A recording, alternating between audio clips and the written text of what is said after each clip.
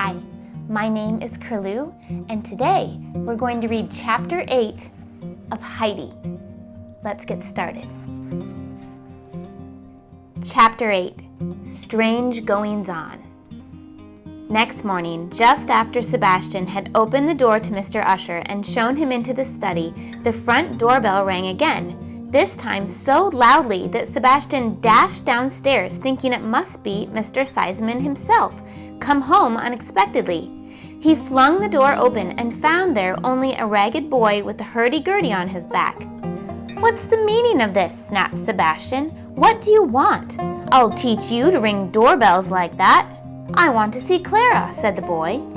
"You dirty little brat, don't you even know enough to say Miss Clara? And what can the likes of you want with her anyway?" "She owes me a 4pence, was the reply.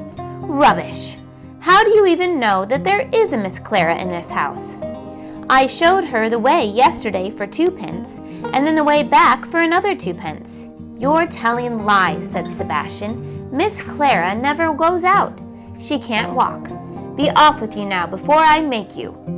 The boy stood his ground, not in the least afraid by this threat.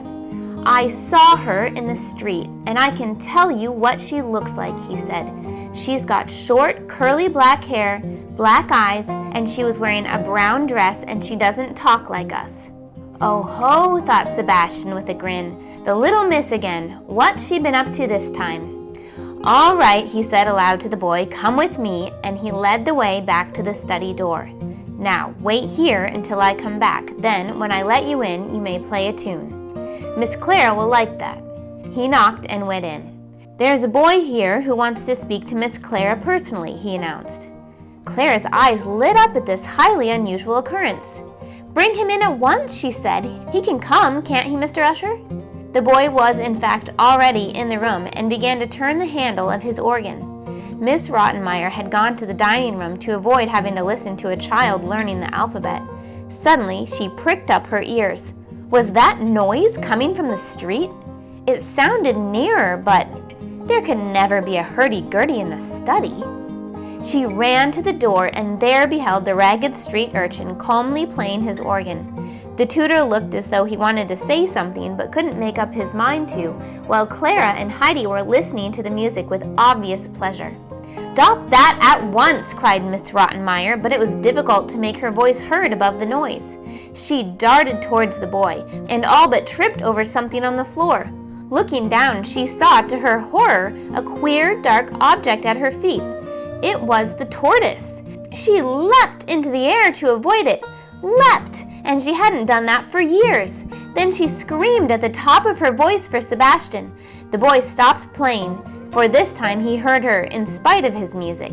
Sebastian was standing just outside the door, doubled up with laughter. When at last he came in, Miss Rottenmeier had collapsed onto a chair. "Get rid of that boy and his animal at once," she ordered. The little organ player snatched up his tortoise and Sebastian led him away. On the landing, he put some coins into the boy's hand, saying, "Here's the money from Miss Clara and a bit more for playing so nicely." Then he led him out the front door.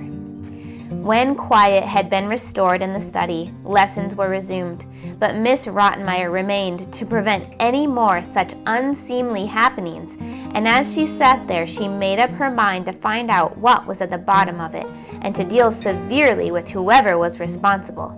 Presently, Sebastian came back to say that someone had just delivered a big basket, which was to be given at once to Miss Clara.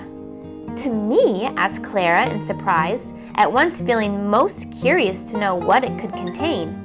"Oh, bring it in at once!" So Sebastian fetched in a closed basket, set it down before her, and went out again quickly. "You had better finish your lessons before opening it," remarked Miss Rottenmeier firmly, though Clara looked longingly at it. Then, in the middle of a declension, she broke off to ask Mr. Usher if she couldn't just have a peep inside. "I could cite good reasons, both for and against such a course of action," he began pompously. "In its favor is the fact that so long as your attention is entirely engaged—" He got no further. The lid of the basket was not properly fastened, and suddenly the room seemed to be swarming with kittens. They jumped out one after another and rushed madly about. some biting the tutor's trousers and jumping over his feet, others climbing up Miss Rottenmeier's skirt. One scrambled onto Clara's chair, mewing and scratching as it came. The whole room was in an uproar, and Clara was delighted. "Oh, aren't they the prettiest little things? Just look at them jumping about," she exclaimed to Heidi, who was chasing after them from one end of the room to the other. Mr. Usher was standing by the table, trying vainly to shake the kittens off his legs. Miss Rottenmeier, disliking all cats as she did, only found her voice again after an interval and then called loudly for Sebastian and Tinette. She was afraid that if she moved, all the horrid little creatures would jump at her. The servants came quickly, and Sebastian managed to catch the kittens and put them back into the basket. Then he carried them up to the attic, where he had already made a bed for those Heidi had brought home the day before. Once again, Clara's lesson time had been far from boring. That evening, when Miss Rottenmeier had recovered a little from the morning's disturbance, she summoned Sebastian and Tinette to the study to question them about what had happened. Of course, it came out that everything was the result of Heidi's escapade the day before. Miss Rottenmeier was so angry that she could not at first find words to express herself. She sent the servants away and then turned to Heidi, who was standing calmly beside Clara's chair, quite unable to understand what she had done wrong. "Adelheid," said Miss Rottenmeier very sternly, "I can think of only one punishment for such a little savage as you. Perhaps a spell in the dark cellar among the bats and rats will tame you and stop you having any more such ideas." Heidi was very surprised at Miss Rottenmeier's idea of punishment. The only place she knew as a cellar was the little shed in which her grandfather kept their supplies of cheese and milk, and where she had always been glad to go. And she had never seen any bats or rats. Clara, however, protested loudly. "Oh, Miss Rottenmeier, wait till Papa comes home. He'll be here quite soon, and I'll tell him everything, and he'll decide what's to be done with Heidi." Miss Rottenmeier could make no objections to this, and besides, Clara must never be crossed. "Very well, Clara," she said stiffly, "but I also shall speak to your father." With that, she left the room. The next few days passed uneventfully, but Miss Rottenmeier's nerves remained on edge. The sight of Heidi kept her reminded how she had been deceived over the child's age, and how she had so upset the household that it seemed as though things would never be the same again. Clara, on the other hand, was very cheerful and no longer found her lessons dull. Heidi always managed to provide some amusement. For one thing, she invariably got the letters of the alphabet so muddled up it seemed as though she would never learn them. And when Mr. Usher tried to make things easier for her by comparing letters to familiar objects such as a horn or a beak, she thought of the goats at home or the hawk on the mountain, and that did not help her at all with her lesson. In the evenings, Heidi used to tell Clara about her life in the hut, but it made her feel so homesick that she often ended up by exclaiming, "Oh, I must go home again. I must go tomorrow." Clara tried to comfort her then by saying, "Stay at least until Papa arrives, and then we'll see what will happen." Heidi seemed to cheer up at that, but secretly she was consoling herself with the thought that every day she stayed meant 2 more white rolls for Peter's Grannie. She had been putting them in her pocket at dinner and supper regularly since the day of her arrival, and now had quite a pile hidden. She wouldn't eat a single one herself because she knew how much Grannie would enjoy them instead of her usual hard black bread. After dinner, Heidi always sat alone in her room for a time. She had been made to realize that she could not simply run out of doors in Frankfurt as she had done at home, so she never tried again. Miss Rottenmeier had forbidden her to talk to Sebastian, and she would never have dreamed of starting a conversation with Tinette. Indeed, she avoided her as much as possible, for Tinette either spoke to her in the most disdainful way or mimicked her, and Heidi knew quite well that she was being made fun of. So she had plenty of time every day to think how the snow would by now have melted on the mountain, and of how beautiful it would be at home with the sun shining on the grass and the flowery slopes over the valley below. She felt so homesick she could hardly bear it. Then she remembered that her aunt had said she could go back if she wanted to. So, one afternoon she wrapped up the rolls in her big red scarf, put on her old straw hat, and went downstairs. But she had only got as far as the front door when she ran straight into Miss Rottenmeier returning from an outing. That forbidding person stared at Heidi in amazement, and her sharp eyes came to rest on the red bundle. "And what does this mean?" she demanded. "Why are you dressed up like that? Haven't I forbidden you from going running about the streets alone, or to go out without permission? Yet here I find you trying it again and looking like a beggar's child into the bargain." "I wasn't going to run about," murmured Heidi, a little frightened. "I only wanted to go see Grandfather and Granny." "What's that? You want to go home?" Miss Rottenmeier threw her hands up in horror. "You simply run off like that? What would Mr. Sebastian say? I can only hope he'll never hear of it. What's wrong with this house, pray? Have you ever lived in such a fine place before, or had such a soft bed, or such good food? Answer me that." "No," said Heidi.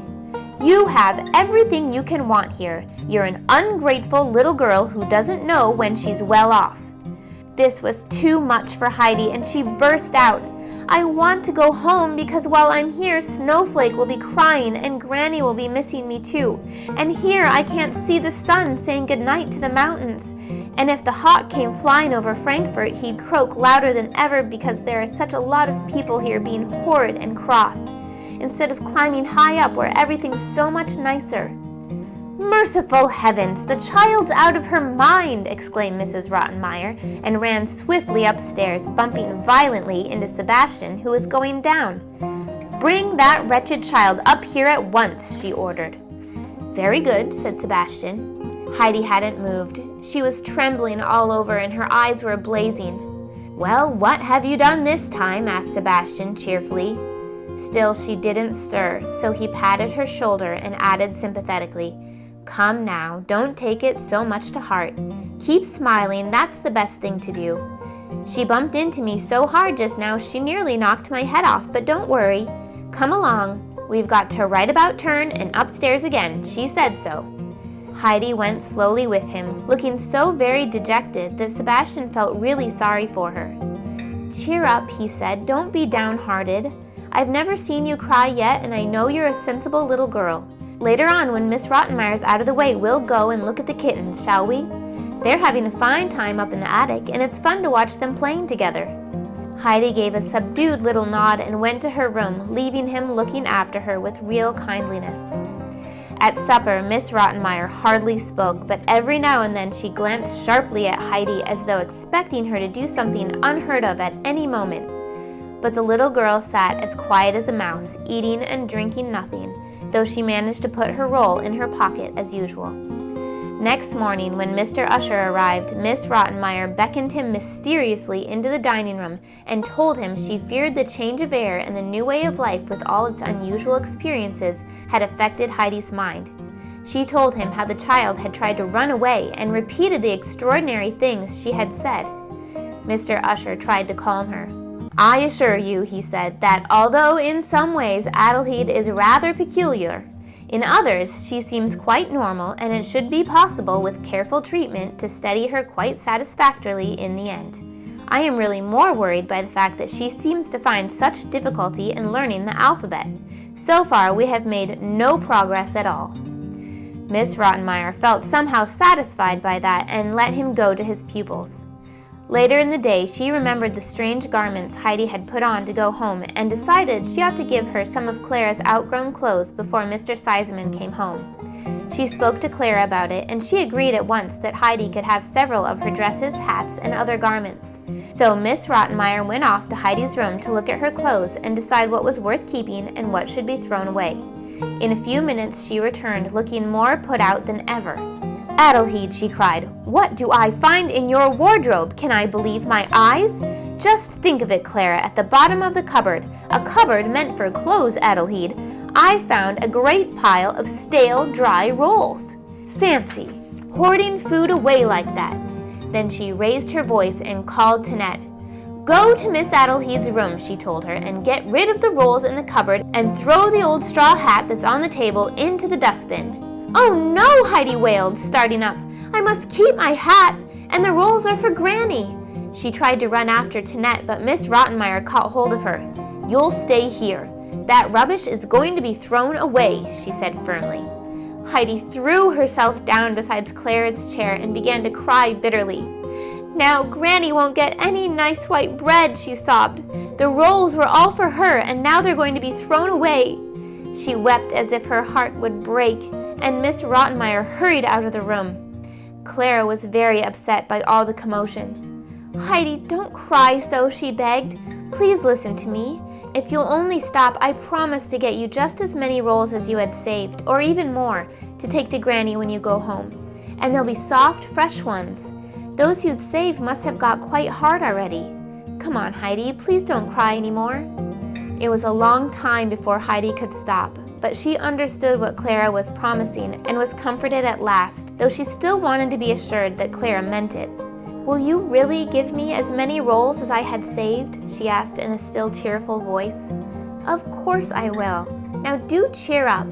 Heidi came to supper that night with red eyes, and when she saw the roll beside her plate, a lump came in her throat. But she managed not to cry, for she knew that wouldn't do at table. Sebastian kept making strange signs whenever he came near her, pointing first to his head, then to hers, nodding and winking as he did so, as though to convey to her something very secret.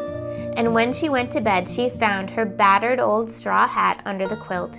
She caught it up and squashed it a little more in her pleasure at seeing it again.